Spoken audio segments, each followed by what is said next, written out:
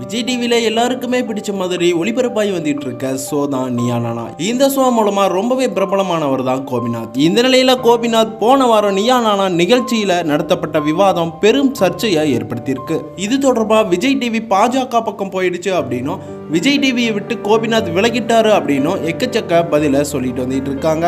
இந்த நிலையில இதை பத்தி மூத்த பத்திரிகையாளர் தமிழா பாண்டியன் இதை பத்தி இப்ப பேசியிருக்காரு. அவர் என்ன சொல்லியிருக்காருன்னா, விஜய் டிவியில இருக்க கோபிநாத் சன் டிவிக்கு போக போறாரு அப்படின்னு பலரும் சொல்லிட்டு வரீங்க. ஆனா நீயா நானா நிகழ்ச்சியை சன் டிவி நடத்த மாட்டாங்க. ஏன்னா அது திமுகவோட அக்மார் டிவி. மேலும் கோபிநாத் போன்றவங்கலாம் சன் டிவிக்கு போயிட்டா திமுகவை ஆதரிக்கிறது தவிர அவங்களுக்கு வேற வழியே இல்லை அப்படின்னு பேசியிருக்காரு. கடந்த வாரம் நீயா நானா நிகழ்ச்சியில நகரத்து ஆண்களை திருமணம் செய்ய விரும்பக்கூடிய பெண்களும் கிராமத்து அம்மாக்களும் அதுல கலந்துகிட்டாங்க. அதுல கோபிநாத் நகரத்து ஆண்களை திருமணம் செய்ய விரும்பக்கூடிய பெண்கள் கிட்ட கோபிநாத் ஒரு பட்டியல் இன ஆன திருமணம் செய்ய விரும்புறவங்க எல்லாரும் கையை தூக்குங்க அப்படின்னு சொல்லியிருக்காரு.